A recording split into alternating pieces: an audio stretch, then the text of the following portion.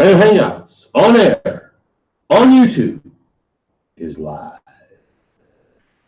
Okay, we're just hanging out because we haven't done this in so long. We just want to even see if it works. So can you hear me? Can you see me? Can you see her? Is it working? Can you see my love? See love. Okay.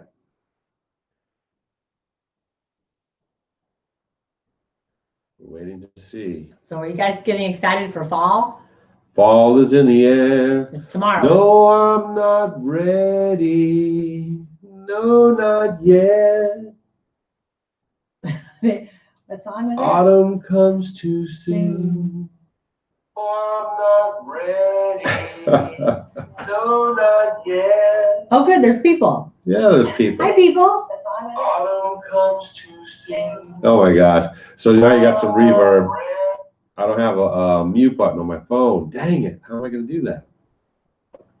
You just need to look at the questions. Or can you see what the people are doing? No, I don't think I can see it till we're doing this thing. Was everyone starting to do their fall gardens? Yeah, Clyde says so. If you guys haven't got your Clyde calendar, we're going to leave a link down below in this video.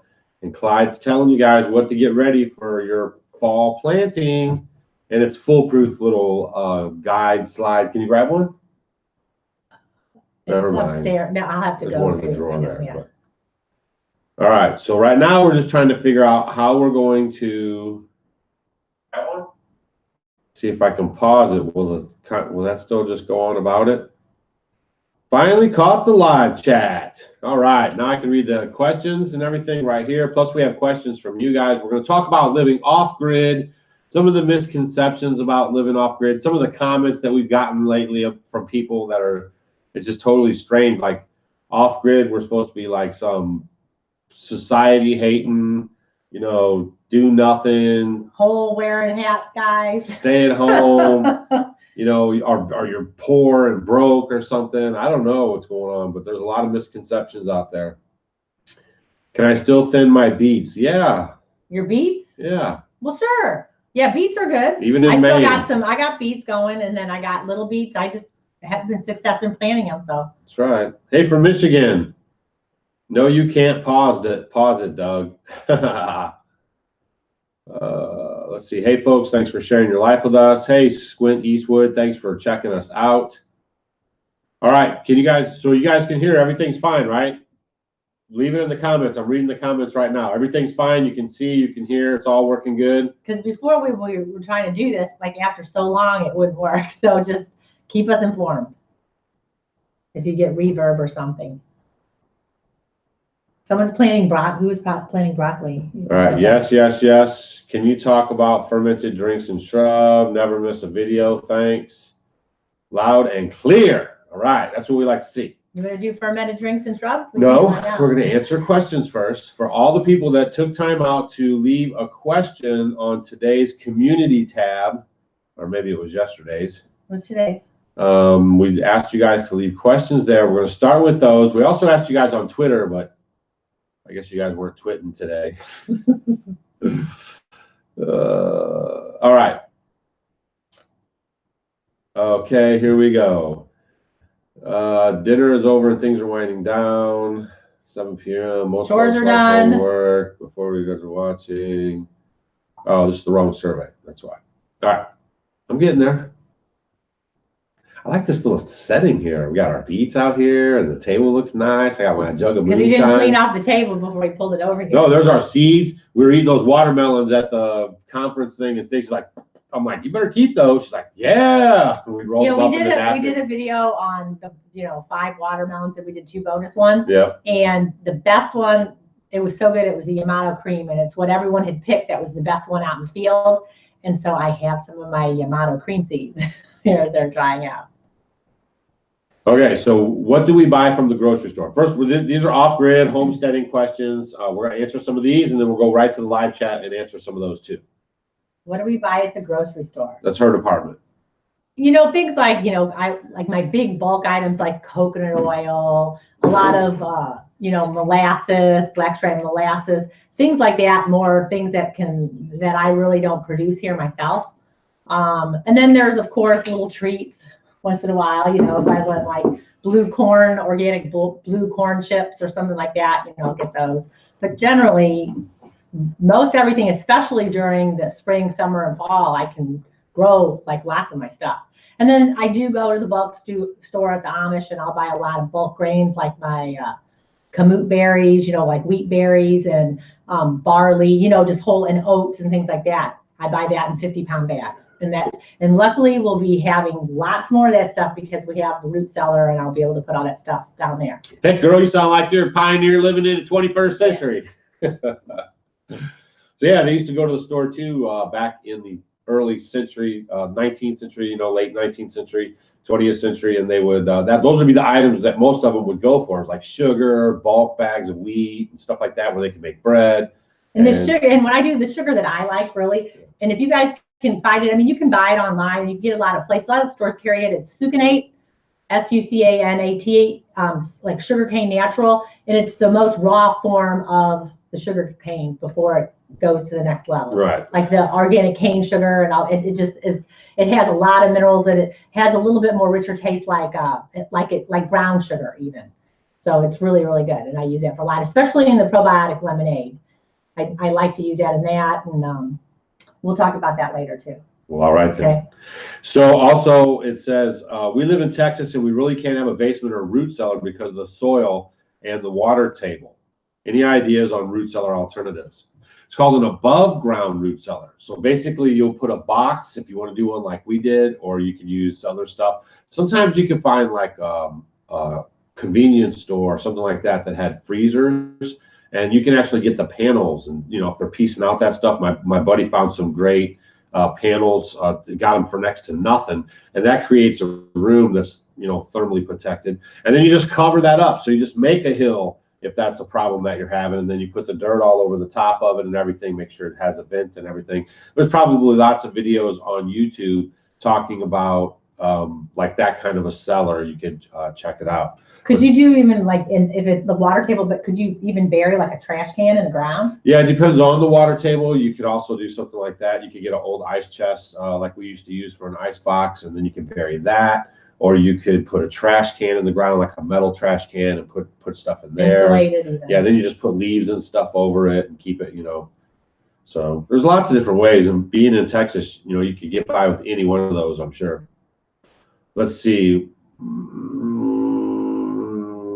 How cold does your ice box stay on average, and does your milk do okay? Thanks for your whole family loves your channel.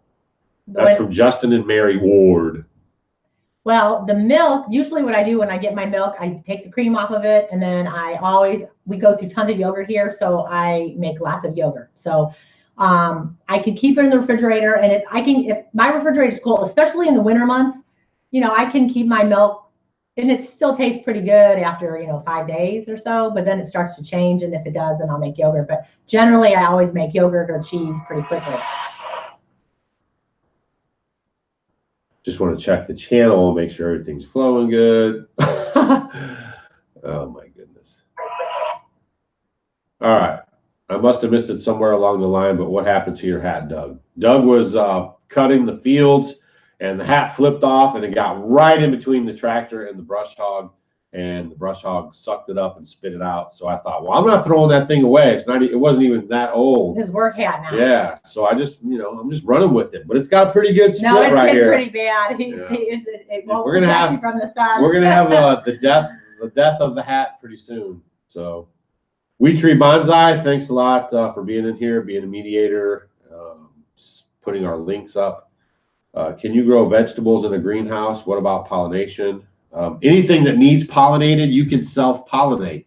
So don't ever think that because some bug or something doesn't get on it that it won't be pollinated. You can actually pollinate your plants yourself with vibrating toothbrushes. Some people shake them. Well, and then, you know, a cool little story, when we had our Homesteading Life Conference, and you can still sign up for that.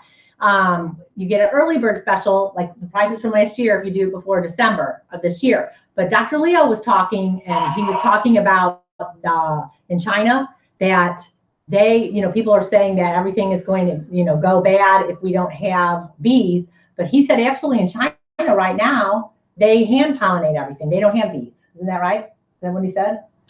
Yeah, Pretty I think much. so, if I remember I'm pretty right. sure, but he said in China, that's what they do. They hand pollinate a lot of the stuff. What's up, Stony Ridge Farmer? If you guys catch out some of his videos coming up, he actually did like a farm tour, and he went to a bunch of places that he watches or follows on YouTube. And from Idaho at an off-grid place there all the way down to here, we were his last stop. So watch for those videos on his channel. Guy does some pretty good content, talks about homesteading, tractors. They have some goats. They were actually just caught up in the flood that just happened in North Carolina and that stuff. So good channel over there to check it out. You can spill the beans. Oh, was I supposed to be quiet? Stony Ridge Farmer, you guys check him out. Yeah. If I did it all over again, would you still build your place with logs? Absolutely. Now, I wouldn't even use the insulated foam concrete and build a house out of that if I had the choice. I would always do the log home from here on out. And you know what? We've had, what was it, a few weeks ago? We had like 75-mile-an-hour sustained winds. I mean, it blew the roofs off a lot of people's houses. The barns were collapsed. I mean, trees were down. It was pretty bad. And our house is pretty solid. I mean, you really can't even feel it. And now since we put the insulation upstairs, it's been amazing. He did a good job. You did it. It's a really, really sound structure. It's very sound. It is very sound. All right, I'm going to try to get back to the questions. Let's see if I can do it. So I'll be bouncing back and forth. So you guys keep leaving your question in the comment thing. And then if I don't get it, just keep posting it because I'm bouncing between the two. I want to get the ones from the community tab from people that ask questions there today because it's a little easier for me just to read them off of here because it's not moving. Oh, let's see. This one's for Stacy from Reverend Ryan Bob Gibbons. Do you feel like you have enough space in your tiny house, or if you could go back in time and build it bigger, would you? The size is awesome, actually. I mean, I love it. Everything is good. The only thing, but no, it's not. But it's just maybe. Well, now that we have the back deck, it's changed everything.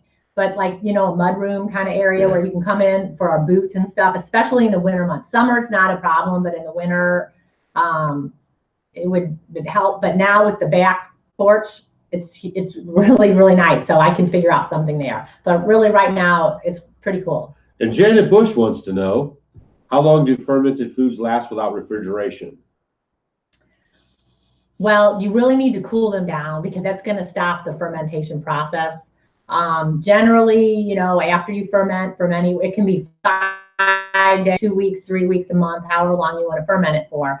Then you want to probably bring it down to stop it where you get that good taste and then get it someplace cool. So you want to put it in a root cellar, in a basement, in your refrigerator.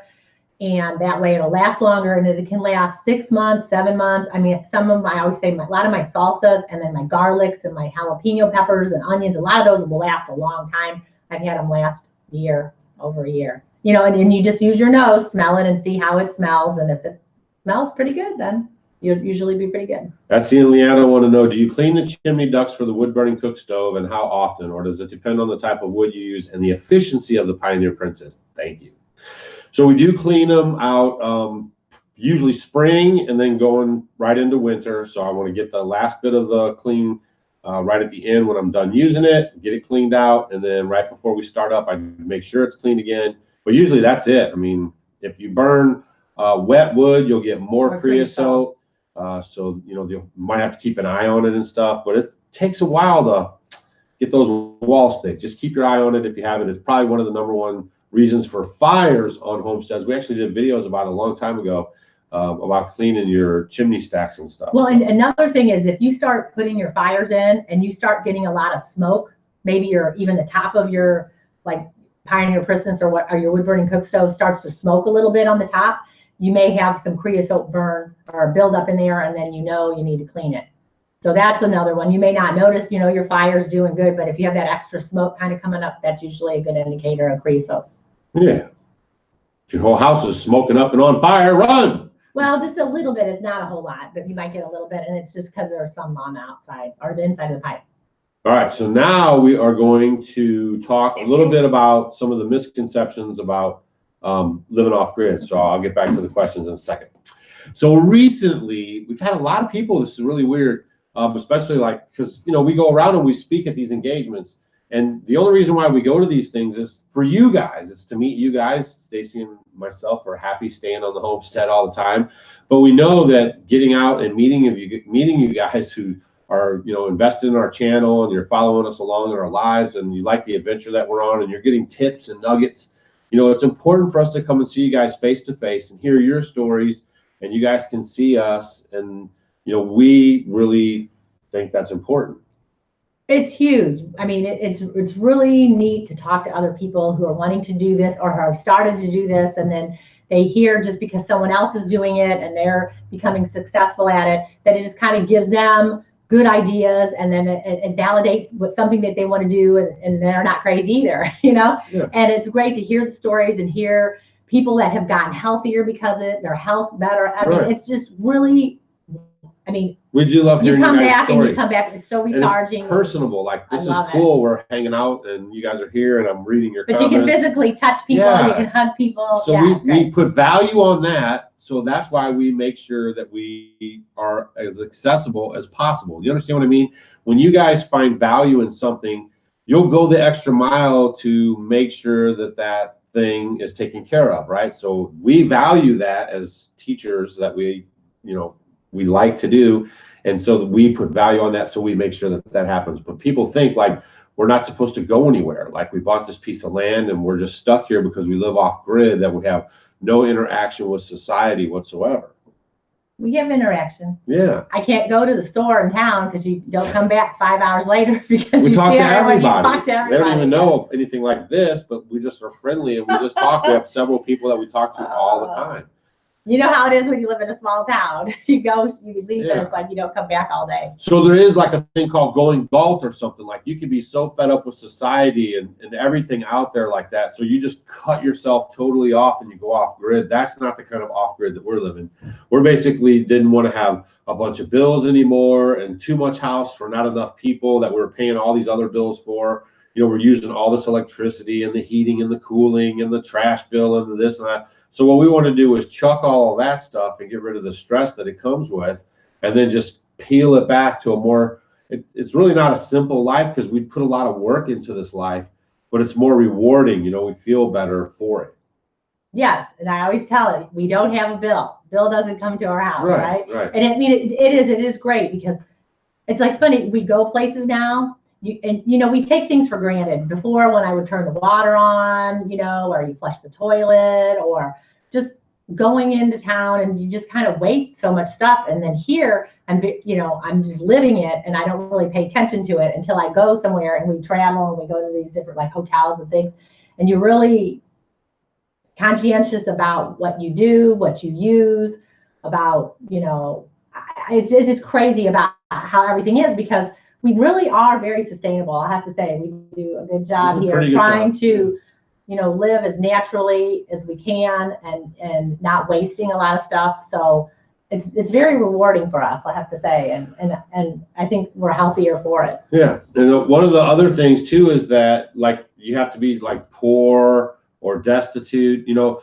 there's a lot of people that are like millionaires that actually live off grid. They just have a lot of solar power and a lot of luxuries. But you know, there's a whole gamut of people that choose this lifestyle. There's people that maybe don't have enough money, and it's an easy way they can get in. They can get some land. You know, you find some land companies that work with you, and then you get your tiny house on there or something like that to live in, and then you build from there. So it's you can get in at a relatively low cost, and then it can be your place, and then you can every year, you know, grow on that. So then there's that, and then there's all the way up to the big extremes of people that had tons of money and then they just go there and live off grid, and they have satellite this and that and power and solar panels, and I mean a big thing like that. And for us, we're like probably middle of the classes, right? We're like, you know, we do okay and we just live off grid because this is the life that we chose. But there's no like definition of living off grid. You have to be this particular socio group or economic something. Group or something. Yeah, anybody can do it. Yeah. So I just wanted to, so that's another question that we get a lot, right? So like, you have to be poor, you can't be on social media. So if you guys actually, if you look up the thing of off-grid, you're going to get a definition, something like someone who isn't hooked up to public utilities. And that would be, and when we talk about bills, that's what we're talking about: sewer, gas, electric, satellite or TV bill, you know, water bill, and those, you know, most car payments, stuff like that, that most people have. When we say bills, that's a general term that we're using. Of course, we have our land tax. You know, you get death and taxes you're not going to escape from. So our taxes, though, went from like almost $5,000 a year to $400 a year. And we have 11 acres here, and there we had like just enough space for the house to be on, and you can mow grass around it. You know what I mean? So it was all house, no land, and the taxes were outrageous. And everything we wanted to do was illegal. And now we can do what we want. Yeah. Yeah. So, you know, that's another thing, though, I was explaining about living off grid. People have this misconception. So living off grid, you know, and internet is still debated whether this is a true utility or not.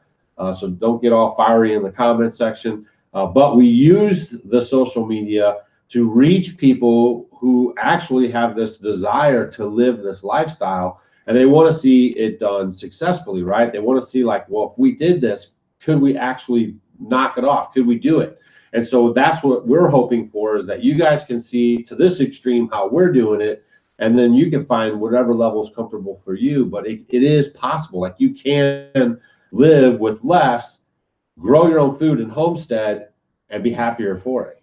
And you know, a lot of people were saying, because when we did that thing with Bryce, yeah, people were saying, oh my gosh, you have to have a lot of money to do what we did. Well, when we first started, you know, we just paid everything for cash, and we just started doing things as we could, little by little. I mean, we struggled. I mean, we didn't have a lot of money for groceries every week when we were starting, and we kept going through and going through. And I think maybe some people that say that they're not successful at doing this, maybe they didn't give it enough time. You know, you just got to keep doing it and persevering, and, you know, and then you figure out what works, what doesn't work. You know, how can I implement this? How can I fix this? And you problem solve. And I mean, eventually we figured stuff out, and we kind of, I think it works pretty good now. Yeah, we do a pretty good job. I mean, just remember, we've been here for 7 years putting all this stuff together. So there was a lot of blood, sweat, and tears that got us to this point. And then that whole time we're living, we're not, you know, spending a bunch of money like we used to do. So we're saving money, and we have a lot more saving than we're spending. And then that saves up so we can do these projects.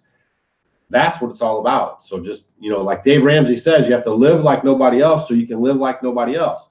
And that's what we've done. You guys are seeing the fruits of that labor right here on our channel when you guys tune in on Monday, Wednesday, and Fridays. All right. You're an inspiration to me. I hope one day to have a homestead myself. That's right. You will. You know, you just say you will, and you will. All right. So we're checking out some comments. I'm going to check out some comments here on the YouTube channel right now live. So if you have a question and you've been posting it, then I'm going to try to get to it right now. And write in capital letters. Yeah, so capital letters so it stands out. No, we don't grow ginseng. You know who's good ginseng? When we were in Alaska a long time ago, there's ginseng everywhere there. Let's see. I think I see some of the honey on the counter back there. Sorry we missed you, Stacy. Man, I don't know what you're looking at. Honey, where? No, but yeah, she's sorry you missed her too. She wanted to catch you guys, and he brought some Stony Ridge Farmer brought some honey. I gotcha. Okay. Stony Ridge Farmer, yeah, he brought some honey. I made some energy balls and used it. Yeah, it's good. Let's see. Are you coming to the Northwest? No, the closest we get to the Northwest is Santa Rosa, and we're there for this Heirloom Expo usually. We're in Missouri. My elderberries. We did an update on the video a little while ago. You should see them now. Oh my gosh, they were like, they just got like a jump start. They're huge all of a sudden. There was few of them. Yeah. So next year they're going to be rocking. Yeah, we lost some of them, and some of them worked, and some of them grew just a little, and some of them grew just a lot. And then the chickens got some of them that were little. The chickens got, but I got some of them that are huge. And now I'm like, I walked by earlier when I was doing shorts today, thinking, ooh, they're going to look so pretty around the coop next year when they come back. Sue Shoop says, how old is too old to begin homesteading? I don't think we have an age for you. I mean, if you feel it, you should do it. And you know what? I've talked to, actually, I'm talking to one little homesteader, and she's wanting to go off grid, and she is, you know, in her 60s, and she's wanting to do it. And I know there's a lot of people, and when we talk to the people, when we go to these different conferences and just events that we're doing, there's a lot of people, and there's some couples in their 70s that are doing it. They may not go to the extreme we are, but they're wanting to get out, start a homestead, and do it. You just start on a smaller level. Just do what you can. We always talk about bartering with your neighbors. Yeah. I mean, it's huge, you know, for, you know, making pies or bartering a ride or this or that or work for different things. And you can do it, especially in a small town.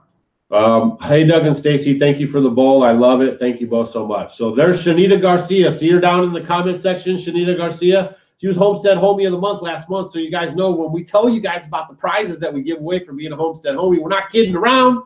She got a bowl. We had another Homestead Homie from Missouri actually got a bowl. They got their gifts. So if you guys are watching our channel and you leave comments or you hit the share button and you share on Facebook or Twitter or even email it to somebody, that's how you win. And we pick one winner, 2 winners a month, one for each prize, and we send those off to you guys. It's getting close to the end of the month. Yeah, so we're in the home stretch with that. You better get moving, because we got that Ayers Pottery pie plate, and we have a Laban's big stainless steel bowl. Oh, guess what someone was just asking? What?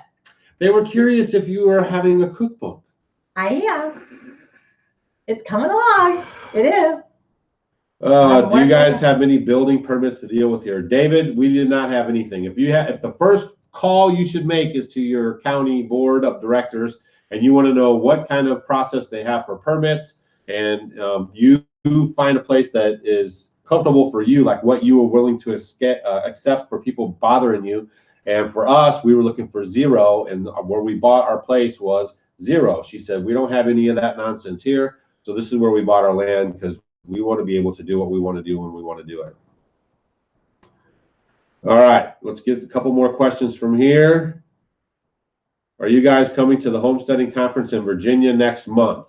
Yes, and actually, we're giving away a pair of tickets during this live stream right towards the end in a few minutes here, and we're going to give away 1 pair. So actually, if you wanted to go and you're actually serious about going, you have to keep leaving a comment and say, I'm serious about homesteading, and then we'll pick a winner out of those comments by the end of the video, and then you can have 2 free tickets, a pair, to go to the Homesteaders of America Conference in Virginia. I'm serious about homesteading. October 12th and 13th. So that's coming up, and that's our last place you'll be able to see us. Justin Rhodes will be there, Stacy Lynn Harris, Eustace Conway, the Pratt family, all these people you guys watch on YouTube, 2 Family Homestead, Bandana Grandma, you know, just on and on. I think Stony Ridge Farmer I think maybe he's going to come. And so there's going to be a lot of people there for you guys to hang out with. Joel Salatin, a lot of information, a lot of nuggets. And so that's the last one. So I'm serious about homesteading. If you're wanting to enter on the chance to win those tickets, and just, you know, like every couple minutes, just throw it up there randomly, and that's how we'll pick them, and we'll give away. But make sure you can go. Don't get the tickets and then be like, oh, it might be too far. It's in Virginia. Look it up on your other tab on your computer, and then you can be like seeing where it is and everything. But you know, if you're serious about it, we're gonna take a winner and give away one. Hit that like button. That's right. If you're in here watching right now, it's free, and all you have to do is hit it. It's right over there. Oh, there's Fuel. Oh no, that's We Tree Bonsai. Oh, the Fuel. Okay, she's in there. All right, Stony Ridge said he is there. I'm serious about homesteading. Okay, that's good. We want to see it. Saying it. Serious about homesteading. Oh, Lisa Booker, are you going to go for real? If you win the tickets, Lisa Booker, you going to go? We'd love to see you. Yeah, she was a homestead homie too. All right, now I'm going to go back over and I'm going to check the other feed for questions again. We're going to get back to those community questions. Here we go. Here we go. Yeah, it was like the hottest day of the year yesterday. It was so horrible. I mean, you couldn't even do anything. And then today it's freezing. I have my sweatshirt on. It got so cold. It's like 70. Well, no, it might be like 69 degrees right now. Yeah. And it's chilly. What has been the biggest joy and discouragement on your homestead journey? Why do you always look at me first? You go first. Okay, biggest joy. Probably the day when the water came out of the faucet. After I put all that piping in and we had the rain and I built a faucet because, you know, you can't buy one. Well, the first time at we did the it, store. the first time we did it, it did come out. That's not what we're talking about. I'm I just know. saying, When the mission out. was complete Yes. and the water came out of this faucet, I think that was one of our biggest high five, like, bam, we did it, gravity fed accomplishment. I think that was really good. And what's the most discouraging? Yeah, that's a hard question because we don't really get discouraged. Do you want to know something? Okay, let's get serious. It's like we've been doing it, we do this, and there's been a lot of stuff that hasn't really gone right, but then I think we can accept things that are kind of bad easier now. And so now it's really not a discouragement. I want to change my view on it. And it's basically more of a challenge, or how can we fix it? And you don't really acknowledge it, that word. Maybe it's the word. Yeah, just, it's not because really like, you guys it's just like something secret? and then we just kind of go back. Yeah, you have to, right. You just kind of change your attitude. It's really not, it's sort of like a detour. It's going to kind of, I have to detour somewhere else to get to another point. Because you guys want to know something? We have not had running water at a place. 5 years. No, we'll stop. We had running water, but then when we're building the root cellar. Oh, we still don't have it running. It's been a long time. How many months has it been? You guys Well, have you been watching with the root cellar, and then when the water all went into still the root no cellar? Water. So we're gonna have another high five moment when I get that water hooked back up. So before I might have been like, oh, but I'm like, whatever, I've been doing it, and you just kind of keep going. I've been, and luckily we have like the cisterns out where the shower is, and I can go out, but I just have to fill up jugs of water, which is a little closer for me, but I still have to haul it back and forth in the house. But it's just kind of like, it's your attitude. I think in life, it is your attitude and how you perceive things. You don't want to think it's always a drag. I mean, maybe just change the word that you're using. It's just kind of like an inconvenience right now. 10% what happens to you, 90% how you react to it. Right. And I think that's so huge, because even the words that you constantly saying day in and day out, I mean, they become reality. And so I think a lot of it has to do with that. And us doing what we've been doing, it's really helped us to get through it. And actually within this past year, hasn't it gotten, don't you agree? I think we've even gotten better. And it's gotten better. And I've been busy. Yeah. So let's see, what measures do you take to prevent predators from entering your homestead? 2 Airedale Terriers. I mean, they just protect the homestead. I mean, they don't go for that. And plus our guineas, they call them the farmers. At nighttime, no, they're inside. Yeah, but I'm just saying, like, it's just, we haven't lost like a hawk or eagle or fox or anything like that. We haven't lost a chicken to anything like that on 7 years. Because when we're here, like, we'll be out and like you'll see an eagle coming down. We've had them chase off eagles. Our dogs and the dogs will come by. Yeah. It's crazy. All right, as you get older, how do you feel about taking care of the farm? What hardships are you finding now that you didn't 7 years ago? Does your bedroom still work for you as you feel the years pass, it's harder to get into?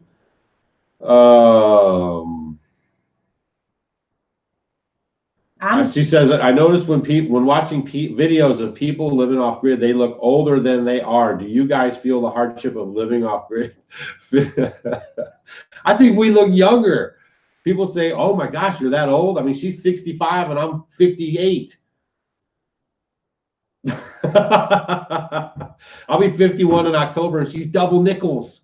I'll be 56 really soon. Yeah, coming up. You know what? Okay. All right, let's go. Hold on. Go wait, I'm going to go elaborate on that. Hurry up then. Stop it. Go on. So, okay, I've been into fitness my whole life. And so when I'm doing things and I'm lifting my bucket, so if you guys are out there homesteading, we're not sedentary around here. Your 5-gallon buckets, you're carrying water, you're carrying feed. A lot of times I'll carry 2 because it helps counterbalance. Sometimes I'll do 1, sometimes I'll do another one. But then the way you stand, don't lock your elbows out when you're carrying them, because then you can get tendonitis in your arms. And I know so many people that do, so that's a really good little FYI. Water carriers. So don't carry your water like this. Open up, squeezing to your scapula, your shoulder blades, and then you can practice walking slow. Maybe put a little in your buckets if it's too much for you. But that way, well, why are they hauling buckets?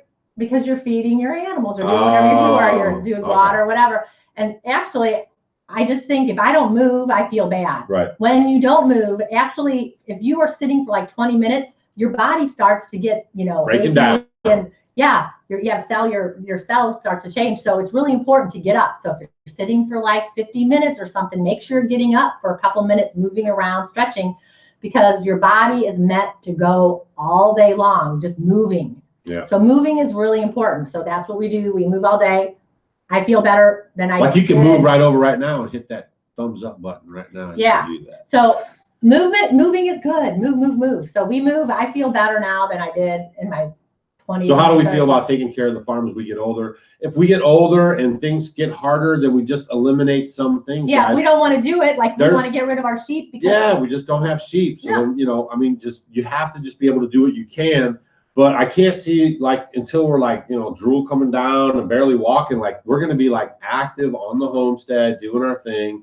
And when it comes to that point where we just can't do anything physically, we're going to be living with our kids.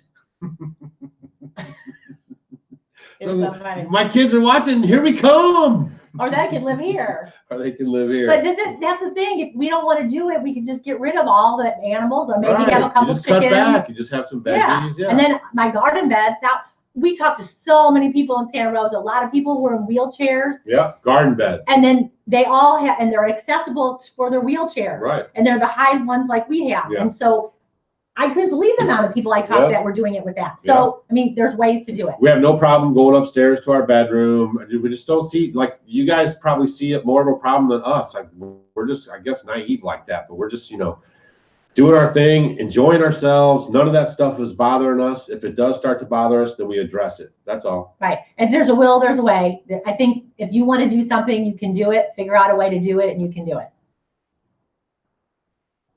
Any other questions? Yeah. You can do it. Ooh. Do you have a filter for your rainwater to use for your house? My husband is concerned with things running water over the bird poop. And first off, you have a first flush diverter. So everything that is on your roof that's dirty, leaves, dirt, pollen, bird poop, whatever, goes into the first flush. That captures all the first inch or whatever of rain on your roof. And then your system starts to take the water on that you can use. And yes, we have 3 filters. We have a whole playlist on our YouTube channel. Just hit our name, Off Grid with Doug and Stacy, and then you'll see playlist. Hit that playlist, and then you'll see a whole rainwater catchment playlist right there. We go over the whole system. But yeah, we have 3 filters right before gravity feeds in right here at our sink. All right. Yeah, living off grid.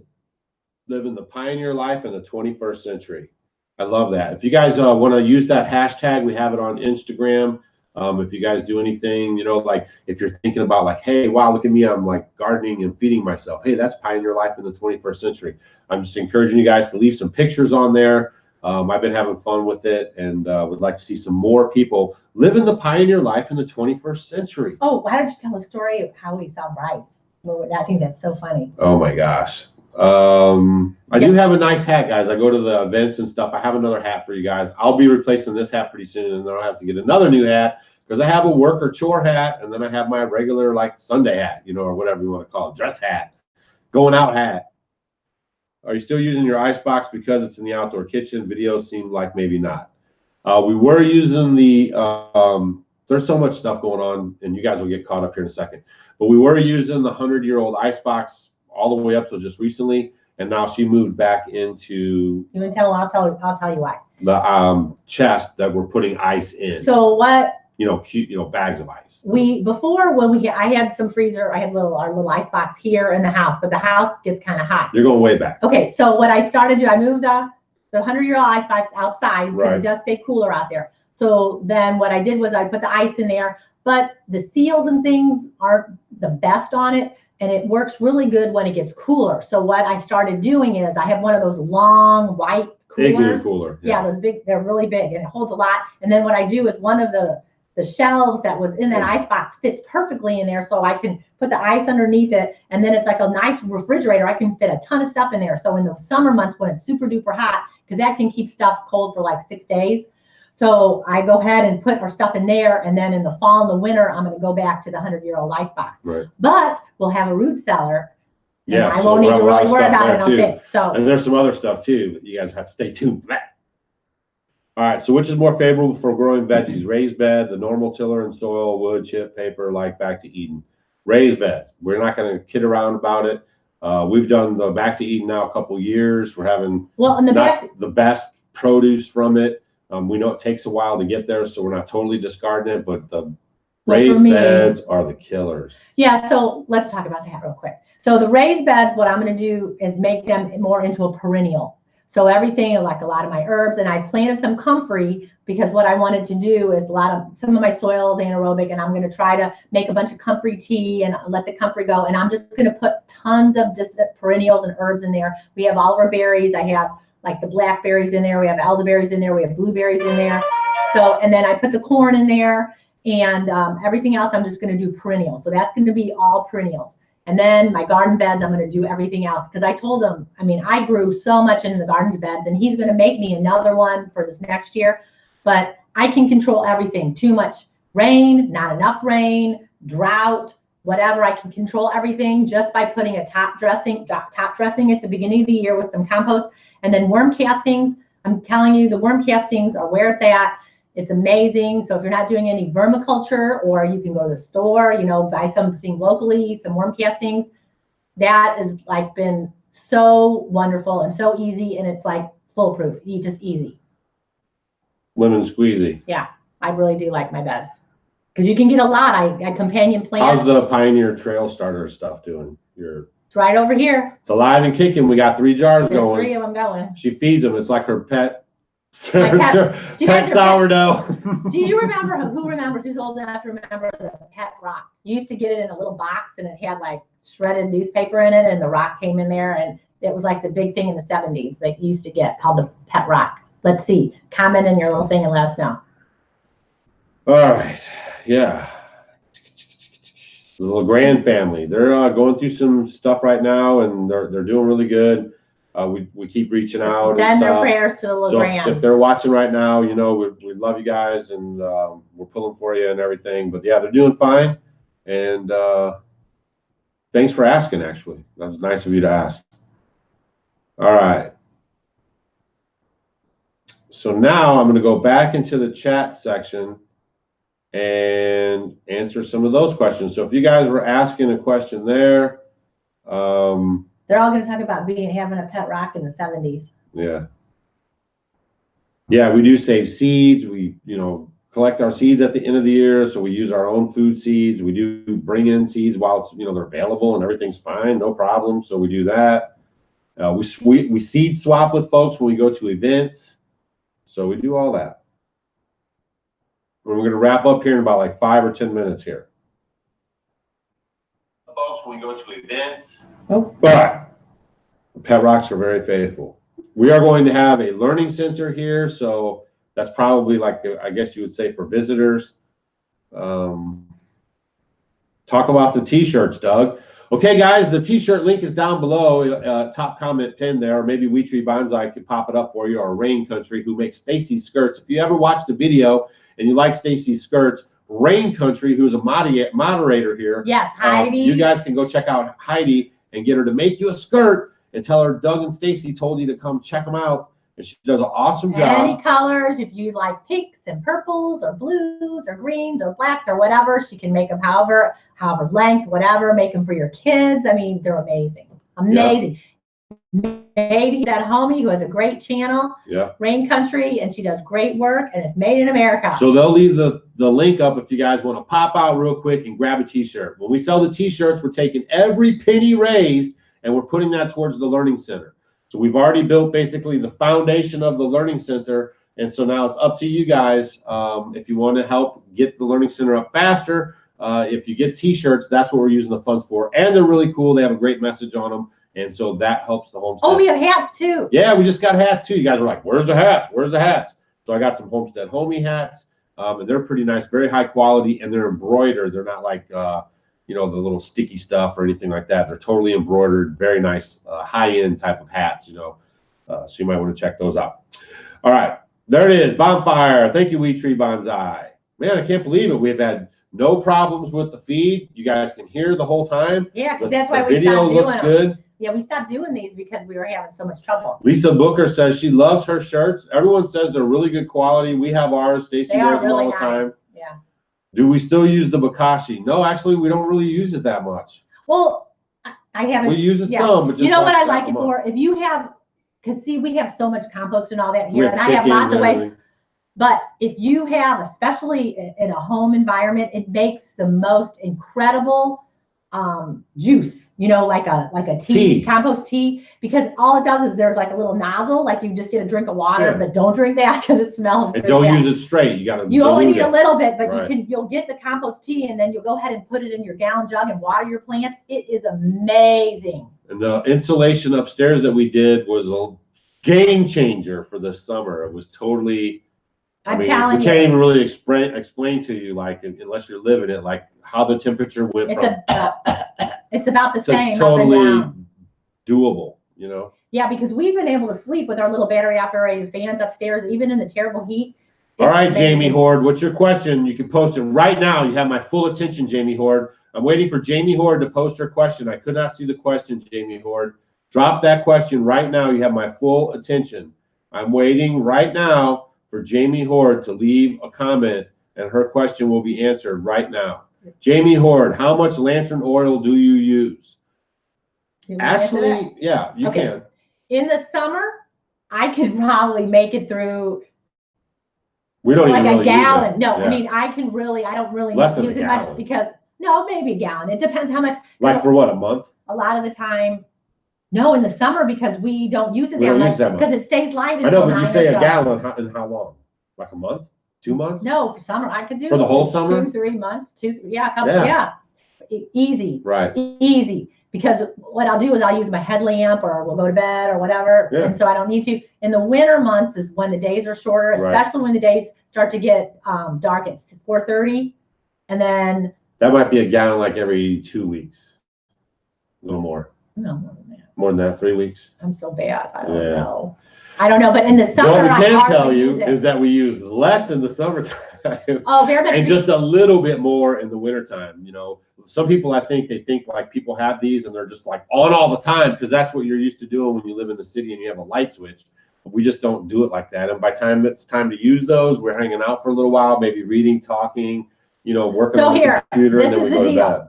So if people come to our house, I will light everything because they're not used to everything. I light all my candles, things on the wall, all over, and then it lights up the place a lot. When it's just Doug and I, we'll use one lantern for the whole house. So that's why the oil will last us a lot longer. It's not like I'm going to light everything up. And then that way it does last us a lot longer. Jonathan Beal, the link for the hat is the same one for the t-shirt, and they put that in there, and I'll have Wheatree or Rain Country will put it in there again for you. It's the same link, and then you just find the hat because we have a couple different shirts that you can get as well. Also, guys, don't forget the Homesteaders of America Conference is coming up in October, 12th and 13th in Virginia. We're going to give away a pair of tickets tonight, right now, before we say goodbye. And all you had to been doing was just saying, I'm serious about homesteading. And we're going to pick a comment right here from this little comment section here. So make sure you do that. Also, if you're planning on coming to Hannibal, Missouri next year, 2019, for our conference, the Homesteading Live Conference, the tickets are like super cheap right now until the end of the year. So I'm just throwing that out there for you guys. It's homesteadingliveconference.com. You get this 2018 prices for the 2019 show, but the 2019 ticket prices are going up.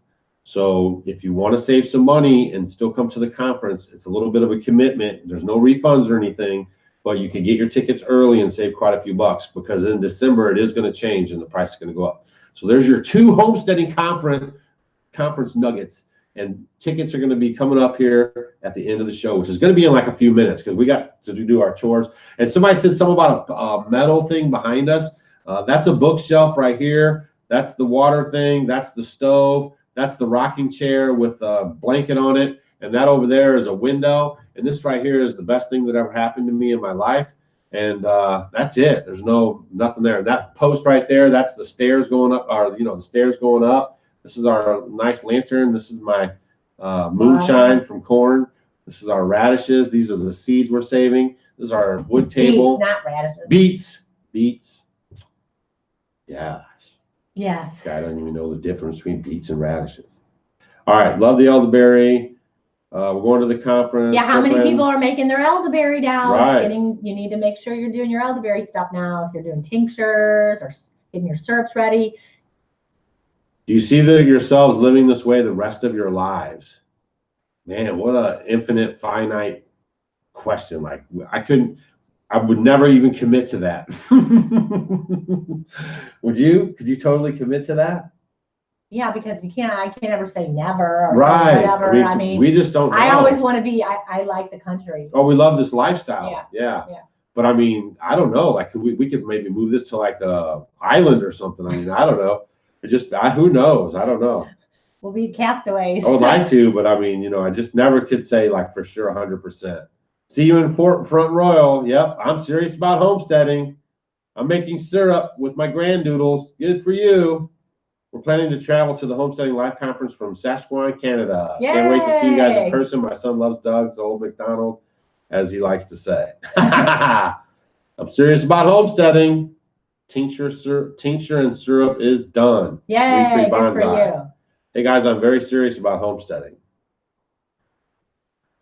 But one thing is for sure, we really appreciate all you guys. We want to try to bring you these free videos that help you guys along your journey, because we made mistakes. We try to show you guys, and then some of the systems so you guys could do this to whatever degree it is that you want to do it, grow food, live more sustainable, have a homestead, just be crazy, just whatever.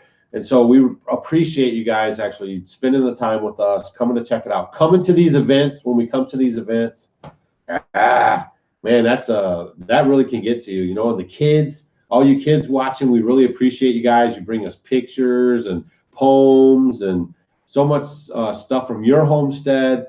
And so we really, really appreciate the kids, because, that's the future. If we can't teach the kids now how to plant a seed and nurture it and have a tomato, we're going to lose this thing, man. So the kids are so important. And that's what's really cool to see. And then another thing, like we were talking about earlier, I know sometimes, doing this lifestyle, it can be hard on you. So it's just, just maybe change your attitude about things, like we were talking about. Change the words that you're using, like, I can't stand this or whatever. It was like, don't be negative. Yeah, just maybe think of other words, other things that might make it I hate this. A little bit better. I'm having difficulty right now. Right. And just change it a little bit. It's just a little bit more of a challenge, and you guys can do it, and you'll get better for it. Oh my goodness, that's funny. But you need to tell them. All right, she's got this thing about this is crazy. Living big in a tiny house. Okay? Listen to this. Okay, you guys saw that we just did a video. If you guys haven't seen that video, go to Living Big in a Tiny House. They just did a video about us and our little place here, our little cute little log cabin. And so we met Bryce for the first time last year at the Tiny House Jamboree in Texas. And Bryce is originally from New Zealand. Yeah, and he does stories about people that live in alternative, sustainable, lives, like ways to live, like tiny houses, earth ships.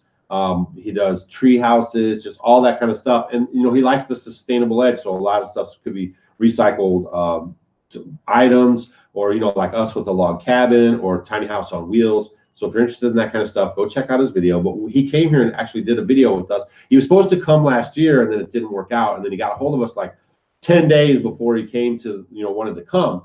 And so we got it all worked out, and he came. So then he left, and he was like, okay, mates, we're off in our ambulance, and we're going to go conquer the U.S. because they had a short time. They got started slow, with the ambulance and all this stuff. So their next stop was, I believe, Colorado. So they're just hitting the west. They're like, we're out of here. So we're like, safe travels, bro. Thanks for coming by. And they took off. And so like a week went by, and then the next week we were going to Santa Rosa. So I was telling him safe travels. We were talking on Instagram, on that backdoor private communication thing they have there that everyone likes to use, Amy Fuel. And so I'm like, hey, I hope your travels are going good. We're at the Heirloom Festival in Santa Rosa. And he's like, wow, dude, we're actually in Santa Rosa too. We just got here. And I was like, are you kidding me right now? And he goes, yeah. And I said, well, gosh, get settled in. Maybe we can go to dinner or, hang out a little bit. And he was like, okay, cool. So the next morning, Stacy and I are leaving. We're running like 10 minutes late, and we're pulling up the street on the place where we stayed in California to go to the conference. And we pull up to the stop sign, and I'm sitting there, and I'm like, Stacy, there's Bryce right there. Here comes this ambulance, and the ambulance is pulling, and I get out of the car. I'm like, oh my gosh. So he's pulling in from after leaving our house in Missouri, and he's pulling in the street that we're pulling out of that we're staying on, and he's going to do a story about a house that's being built on the next driveway. Next door to us. To where we were staying. Isn't that crazy? So Stacy's got this big thing now. She thinks it was like the serendipitous thing that happened It in was crazy. Who 2018. never did that? Yeah, on the same street. So then we did that, and they were like, oh my gosh. So then we got to hang out. And then the next day, we were leaving, 2 days later, we were leaving to go to the airport, and we stopped in to get her some Oh, because tea. they left again. They were leaving. Yeah, they were like, going, okay, see you. And we're like, all right, bye. And so we were at this organic restaurant or grocery store, and Stacy ran in to get some tea, and I was sitting in the car, and this little gray car pulls up next to us, and I could kind of see her in the back seat, but it didn't really dawn on me, and I couldn't see him at all. And then I saw some other guy sitting in the passenger seat, and I saw him look over at me, and then I could just see him turn back. You know how it is. And then he's like, blah, blah, blah, blah, blah, blah. And I'm like, oh wow, the guy just noticed like me sitting in the car, so he's like flipping out like there's an Amish dude next to him. So then that's what he tells Bryce. He goes, man, there's an Amish guy driving a car next to us. And Bryce goes, well, there's no Amish guys that drive, but he goes, I think I know one. And he looks over, and there we were. So then we saw him again. Another cup of coffee, and then we crazy. hit the road to go home. So she just likes that little story, how those little connections work out. All right, I'm going to check the. And then we got to pick a winner who's serious about going to the Homesteaders of America. Yeah, are you serious about homesteading? Sorry you're late, Stringfield Farm. Stringfield Ridge Farm was a homestead homie too. Yes, they were. Yeah, they came out to our event and everything. Yep, and there's Debbie Pettigrew has a wrench, and she has. And Debbie Pettigrew she's is a one definite of the, homestead homie. She is, and she's one that's wanting to go off grid, and she is in her 60s. So. That's right, and she could totally do it. Yeah. She's got it. I've been going through Bryce's videos. I like seeing everyone's take on tiny. Yeah, it is. It's really neat to see how creative people are and stuff. I'm super serious, old Joe says. All right. No more questions. If you guys have a question, this is it. Leave it right now because we're out of here in like 2 minutes. So leave your question and say you're serious. I have plans to go to Virginia. I'm super serious about the homesteading. It'll be my first conference. I'm serious about homesteading. This couple has grandkids, look old, not, love their sense of humor. That's right. We have 3 grandkids. Our oldest child is late 20s. Our other one's right behind them at upper late 20s, you know, and then we have our youngest, Grant's 22. Yeah. So, yeah, I mean, we're, 51 and 55. Most valuable tools. Oh. A good wheelbarrow.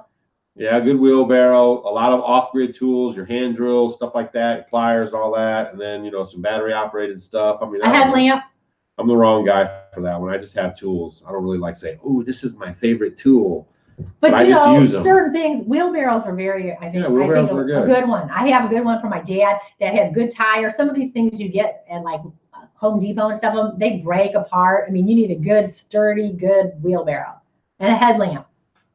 Oh, will we ever consider dairy animals? Highly unlikely. It's too easy for us to get any kind of dairy we want. And if we do leave the homestead, it's another chore that somebody who's going to watch your place has to know and master. And guess what I'm going to do? I'm having a workshop with all the Amish ladies, and I'm going to teach them how to ferment and make kombucha, because a lot of them, they're starting to have a lot of health issues because they eat so much, flour and things that are like the bleached and bromated flours, and they're having a lot of health issues and eating a lot of nitrate foods. And so I was talking to them, so we're going to have a workshop. So I'm looking forward to that, so I can teach them how to start doing that to kind of help them. All right, now I'm going to randomly select a winner for tonight's tickets. How are you going to do it? Should I just go like this? No. I'm just going to pick somebody. Who do you think he's going to pick? You guys can bag too if you want. Yeah, I don't see any bagging. Tara Panul is a homestead homie right here. Hi, yes, Tara. She'll be at the Homesteading Live Conference in 2019. Wink, wink. Tara Panul's hiding out. She has a chair that we bought, that we said we would have, and I don't think she got it, and she can't face us about it. So she keeps saying, it's no problem. And then every time we're supposed to get together, it's like, oh man, something came up. And of course, I'm just totally teasing. So let's see here. Amy Schultz.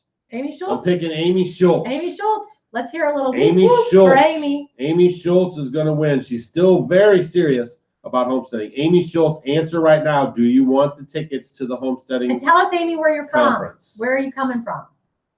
Amy Schultz, you have a few seconds to answer and say that you want those tickets. And where Amy you live. Schultz. I want to know where she's coming from, too. Amy Schultz. She says it's here. Amy Schultz. Amy Schultz. Where's Amy Schultz? Did she leave? Oh, if she leaves, then she wasn't that serious. Get it. Come on, Amy, where are you? Well, while we're waiting for Amy to come back, Maggie is going to be a year old. Yeah, At the end Maggie of just the started month. to be in the heat. She's in heat, so we got to We're watch locking her up in the outdoor kitchen overnight. Yeah, we have to be careful of Maggie because Amy gone. Where's Amy? Amy's gone. Amy Schultz. This is for the Homesteaders of America Conference in Tennessee. in Tennessee. I mean, in Virginia. Virginia next month. And I think she left. Everybody says Lisa Booker. Me, I'm still here. All right, Amy Schultz. I'm going to give you another second. Amy Schultz. She left. Amy Schultz. Sure, do you see her? What about Lisa Booker? Lisa Booker. Oh, there's Amy Schultz. Amy Schultz. Somebody called her. Somebody called Amy Schultz and said, man, you just won the tickets. Get back there. All right, Amy Schultz is here. Okay, Amy Schultz, you need to email us at offgridwithdougandstacy@gmail.com and put in there tickets for Virginia Conference and leave me a way to contact you, and we'll get a hold of you and get you those tickets. You get a pair of all-access pass tickets for that conference. So congratulations. Cool beans. Cool. Wow, Awesome. She made it back, boy. She was like, here I am. I'm here right here. I just had to go stir my stuff. Oh, my gosh. Amy, take Lisa Booker. Oh, that's a good. Do they live close? I live near Front Royal. All right, cool. So Amy Schultz is in. Perfect. Good. Come and see us when you're there and say hi. All right, guys. It's been real hanging out with you. We really appreciate your time, all the energy you put into our channel. Thanks for sharing our videos with all your friends and your family and talking us up. And, you know, when you see us out saying hi, don't ever feel like you can't say hi to us. And when you see us at these conferences and you think, oh, these guys are just so busy and I don't want to go up, just go up and come and say hi. We get that a lot. And then, you know, just come and say hi. We manage it pretty well.